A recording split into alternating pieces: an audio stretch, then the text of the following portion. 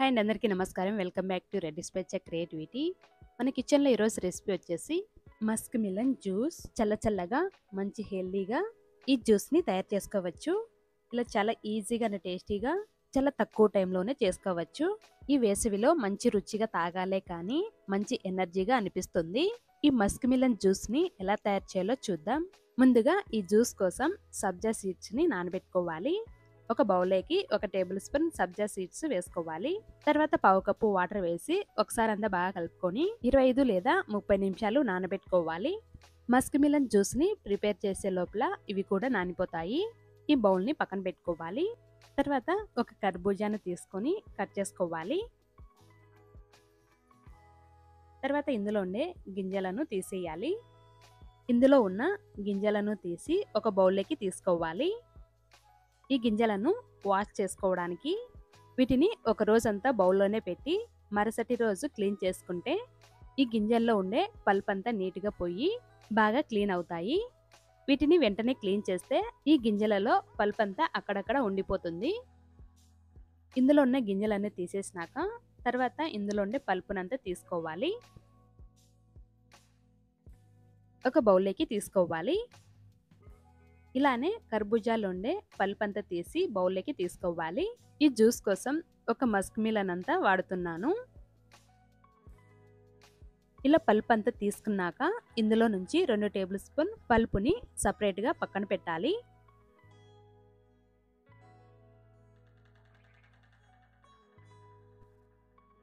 మిగిలిన పల్ప్ అంతా ఒక మిక్సీ జార్లోకి తీసుకోవాలి. వీలైనంత ఫైన్గా బ్లెండ్ చేసుకోవాలి. ఇలా మెత్తగా గ్రైండ్ చేసుకున్నాక ఈ జ్యూస్ని ఒక బౌల్లోకి తీసుకోవాలి. మనం మిగతా ప్రాసెస్ చేసేంత వరకు ఈ జ్యూస్ని ఫ్రిడ్జ్లో పెట్టి తీసుకుంటే చల్లగా తయారవుతుంది. తర్వాత ఒక బౌల్లోకి పావు కప్పు సగ్గుబియ్యం వేసుకోవాలి. తర్వాత వాటర్ వేసి 2-3 సార్లు బాగా క్లీన్ చేసి వాటర్ అన్ని వంపేసి ఈ బౌల్ని పక్కన పెట్టుకోవాలి. వాటర్తో క్లీన్ చేసుకున్నాక ఇక్కడ నేను వెంటనే ఉడికిస్తున్నాను. మీరు కావాలంటే గంట పాటు నానబెట్టి ఆ తర్వాత ఉడికించవచ్చు. సగ్గుబియ్యం ఉడికించడానికి ఒక ప్యాన్ తీసుకొని 2 కప్పులు వాటర్ వేసుకోవాలి. తర్వాత ఈ వాటర్ని బాయిల్ చేసుకోవాలి. నీళ్లు ఇలా తెల్లుతున్నప్పుడు మనం ముందుగా కడిగి పక్కన పెట్టుకున్న సగ్గుబియ్యం వేసుకోవాలి. మధ్యలో కలుపుతూ సగ్గుబియ్యాన్ని మెత్తగా ఉడికించాలి. ఇలా ఉడికించేటప్పుడు నీళ్లు తగ్గినట్టు అనిపిస్తే కొంచెం నీళ్ళని వేసి అంత బాగా ఉడికించాలి.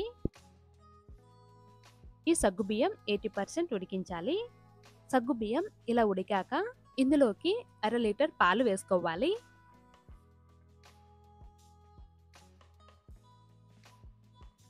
ఇప్పుడు ఒకసారి బాగా కలిపాక పాలని బాగా వేడి చేయాలి.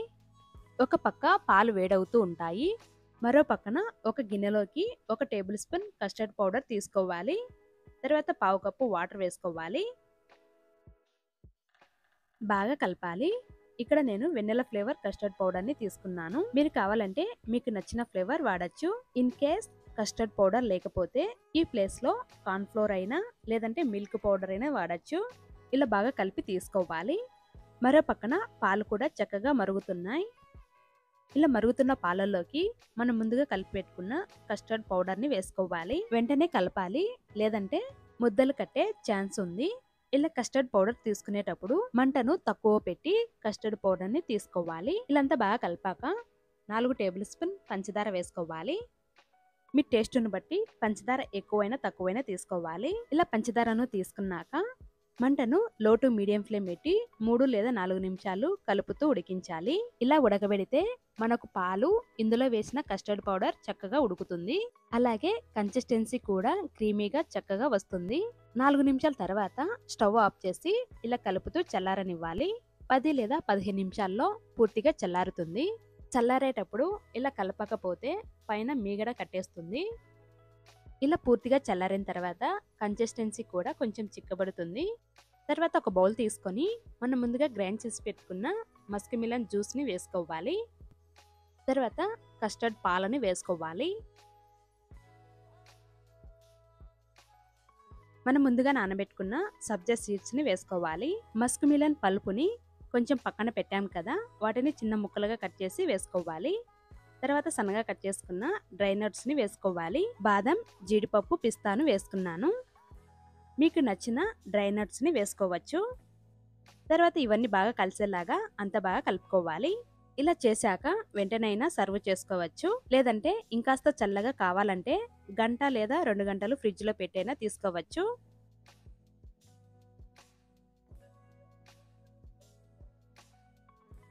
తర్వాత ఒక గ్లాస్లోకి తీసుకోవాలి.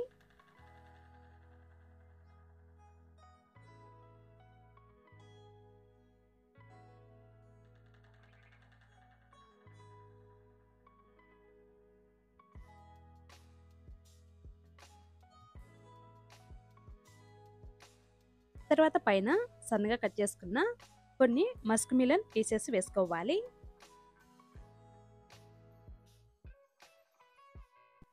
సన్నగా కట్ చేసుకున్న కొన్ని జీడిపప్పు,